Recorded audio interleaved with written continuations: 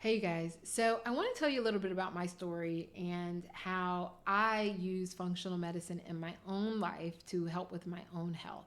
And I want you to kind of go on this journey with me because I'm hoping that through my own personal experiences, you will start to think about your health in a very similar way to get the most out of your life and your health. So get a cup of tea. We're going to be here. I have no idea how this is going to go, but I'm going to ramble on for a little while. But the hope is that you're going to get some really great gems. So the thing that I learned really early on in my health journey was that there are lifestyle factors that can influence your health. So I went into medicine knowing or having this sense that there was more that we could do on an individual level to improve our health. And the question was, what are those things that you can do? Like, why do some people get sick and other people stay well? I talk about that all the time.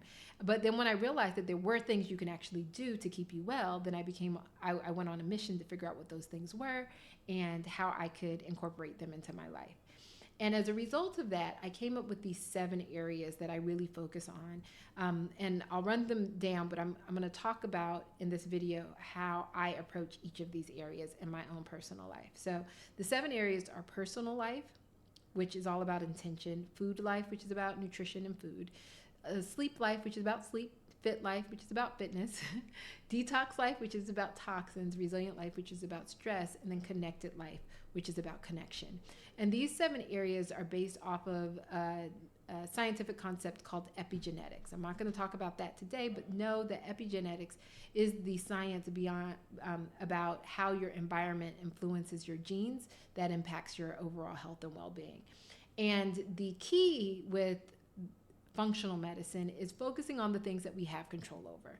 So we don't necessarily have control over our genes, right? There's a little bit of wiggle room there, but we can't control our genetic makeup. But there are the things that we can control. What are they and how do you do that? All right, so for me, um, out of those 7, I would say that 3, maybe 4 of them came fairly easy to me. And then 3 were a little bit more of a challenge. Now, keep in mind, we're all on a spectrum, right? I'm going to do really well in some areas and not so well in other areas, and each of these are on a spectrum. So I'll kind of describe where I am on the spectrum for each of these, but we'll start off the ones that I'm actually pretty good at. So we'll start off with food. Do I want to start off with food? Okay, yes, let me start off with food because for me, particularly when I went into medical school and when I decided to go into integrative holistic medicine, food was the very first obvious thing. So this idea of food as medicine did not seem foreign to me. It made sense to me that the foods that we eat impact our health. Now that a lot of people don't know this about food, but food can act and is a medicine. It either can harm you or it helps you, whether you choose or not, whether you want to think about it or not. Either the foods you're eating are causing you harm or they're helping you. So for me, thinking about food in that way seemed obvious, and it was easy for me to pick up on, oh, I should, think about the food that I'm eating and the impact it has on my health. Now, in the very beginning, I was very flexible. I tried all the diets. I was vegan, I was vegetarian, I was keto, I was paleo, and I put all this emphasis on food. I went to all these food conferences, how to eat to live and eat for health and all this stuff. And I was actually quite the butt of many people's jokes because people thought I was crazy. They're like, "Why do you eat like that? Why are you always so, picky," or whatever they would want to assign to me, or people would automatically assume that I was a vegetarian just because they knew I was healthy. It was a lot of you know social things around food that I learned early on, and really having to get comfortable with this idea that, hey, I might be a little different than in my approach to eating, and being okay with that, not feeling the need to explain myself to people, but really just eating the way that made my body feel good. And that's something I try to teach my patients as well, is to not be moved by other people's opinions about what you should eat, but more think about how food makes you feel and make a decision upon what you want to eat based off of that. So food wasn't really my issue. weight, as a result of that, weight was never really my issue. So I've always been a very thin person, and so I didn't have to worry so much about weight. But I attribute that not because I am not capable of gaining weight. I absolutely am. It's just that I've been so conscientious about the foods that I eat. And so one of the things I tell people is, if you've had an issue with weight, it might take a little bit of real focus on food to say, hey, listen, what are my beliefs around food? And really finding a transitional point for you about what foods are going to be most healthful to you, and eating for the purpose of health and not just for the purpose of pleasure. And I promise you, as you learn more about what foods help with your health, you'll also realize that those same foods can bring you an enormous amount of pleasure. And again, it's not really about rejecting foods or cutting out foods. It's just about understanding your body and your relationship with food. So I spend a lot of time with my patients helping them understand that. Okay, so that's food, right? And we'll talk about all of these in more detail, but the next one was fitness. Again, fitness is one that wasn't really hard for me, but it wasn't also easy. And as I've gotten older, fitness has become more of a challenge. As a kid or in my youth, I was a dancer, so I was never a competitive athlete. I never was into like lifting weights and being really, sporty, but I was able to stay pretty active because of dance. And one of the things I learned early on that really transformed the way I thought about fitness was that movement was more important than working out. And so my claim to fame is just been movement. Like, I developed habits really early around just staying more physically active. I chose seats that were more ergonomic, that caused me to move a lot. I'm not in one now, but oftentimes you'll see me sitting on a ball. I would stand a lot. So even if I'm working at a desk, I would stand up. If I was at a conference, I wouldn't sit the whole time. If I had the option of taking the stairs, I would take the stairs over the elevator or the escalator. I mean, I just developed habits for myself that seemed to work. So I was constantly in motion. I'm also a fidgeter. I'm a person who likes to just sort of move. As I watch my kids and how they move, I think I pass some of that on to them, at least my boys. My daughter is a very sedentary person. She's like, I could sit in one place and not move a muscle. So some of that is genetic. But I literally, once I learned that movement was important, I became even more like mobile. So fitness was never really an issue for me until I got older, and I'll talk about how things changed as I got older, maybe in another video, so this one isn't like extraordinarily too long. All right, sleep was not an issue for me for most of my life. Sleep is more of an issue now, and so I will talk about that, about how my behaviors have had to change with age, but sleep was never really an issue for me. And I probably, for majority of my life, I got probably somewhere between 6 and 8 hours of sleep. And where I did struggle was for about 4 or 5 years of my life. Well, probably longer than that. So when I was in residency, our sleep is really disrupted. But then when I left residency, I became a nocturnist, which is a night doctor. So I worked throughout the night. And I did that for about 4 years. And I knew that it was taking years off of my life. So if you're a person who works the night shift, there's no way around it. Working the night shift will take years off of your life. So you have to make a decision about the compromises you're willing to make. And eventually, I knew I would have to give that up, and eventually I did. And ever since then, my sleep has not been the same. I think that probably triggered some imbalances in my sleep, but also age did as well. So we'll talk about that in the next video, about how my sleep has changed with aging. But for me, sleep was not a big issue for most of my life. And, it's funny, I was talking to a friend of mine recently, and she was saying, oh, I only sleep 4 hours a night. And I hear this so often with people who are just sort of flippantly think that they can just survive off of less than adequate amounts of sleep. But then they're the same people who complain about not being able to lose weight, being very tired, of having brain fog, not realizing that their sleep impacts all of that. So if you're one of those people where sleep is your issue, then that needs to be the area that you focus on. All right, so then the next one we'll talk about is detox life. And detox is really about the toxins that we are exposed to in our environment. And this has been a little bit of a challenging one for me. only because, it wasn't until later in my life, I guess, once I started looking into functional medicine, that I was even aware that the chemicals that I was being exposed to could be causing health problems. Because even in medical school, they'll teach you, oh, these chemicals are harmless. And in functional medicine, you realize, no, it's not any one chemical that I'm concerned about. It's the accumulation of all of these chemicals together. And so once I learned that, I did start to change my behavior. I started to pay more close attention to the products that I would use. I tried to go really natural with some things. I would like try to do facials with like avocado. And I mean, I still sometimes will do these sorts of things. But as I've gotten older, I've also found and appreciated some chemicals I am willing to expose myself to for, vanity reasons. And, everybody has their line in the sand that they have. But I also recognized that there was a lot that I could do. There were a lot of choices I could make from day to day about how to limit my toxin exposure. But not just stop there. When we think about how our body detoxifies, there were things that I could do to enhance my body's natural ability to detoxify.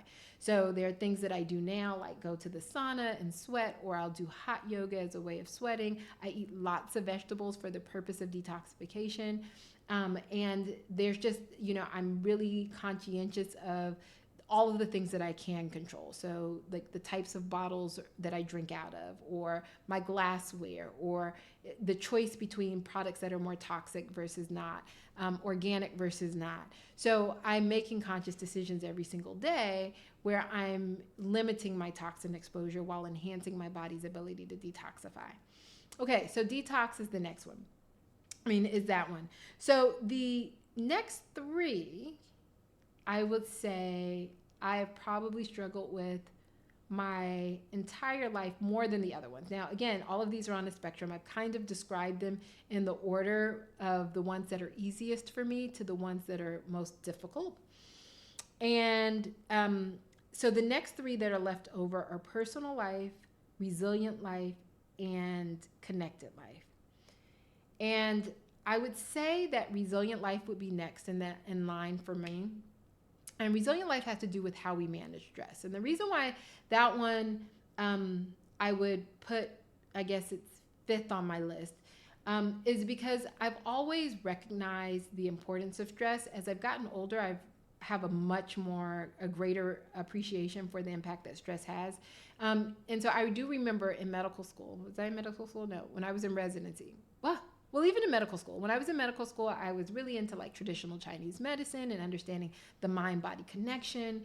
And then when I got into residency, I remember taking this mindfulness-based stress reduction class because I wanted to learn how to meditate. So I've always been sort of inquisitive in trying to master my stress. But it's fifth on my list because I've never been really good at it. I've literally struggled my entire life with managing stress. It wasn't until more recently that I've become a more avid meditator, that I am able to incorporate more breath work in my life. So as I've gotten older, this is one that I think I've gotten better at. But the majority of my life, it's been an area that, it took some time for me to recognize, listen, I was never trained to manage my stress. I was coping with a lot of non-productive coping strategies for a huge portion of my life. And so I've had to unlearn some of those things and then also replace it with new strategies. And those strategies take time to develop. And so it's an area that I've been actively working on, but I think it fits appropriately at number 5 for me. So number 6 is, which one? Was personal life.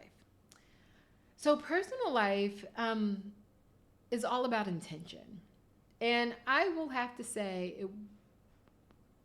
in the last 5 years, that I actually understood the importance of intention setting. And again, I think some people are probably much better at this than me, but I'm a very self-reflective type of person.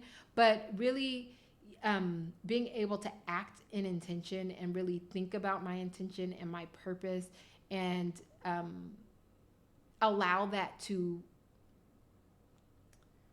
grow with me, right? So my intention as a younger person were one thing. They were just different, right? I was like, I need to get through medical school. I need to finish college. I need to get through medical school. I need to meet my husband. Like my intentions were different.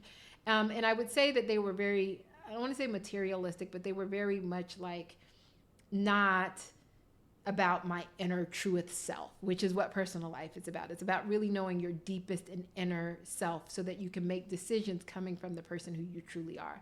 And so I can, honestly say now at 40 some years old that it's taken me this amount of time to kind of get more clarity on who I was. And oftentimes, relationships that I've had with other people, my husband, with my children, a lot of that has helped to bring out a more sense of clarity about who I am and what my intention and purpose should be. So that's why it's number 6, is because it has been a lifelong lesson to get to a place where I'm like, oh, this is who I am. And from that place of who I am can help, with all of these other areas. As a matter of fact, all of these areas overlap. I'm sure by now, hopefully you've seen where, certain areas can overlap. But personal life, I would put at 6th position because it's the area that I am now just beginning to put more intention behind understanding myself. All right, so the last one, connected life. This is in the 7th position. And I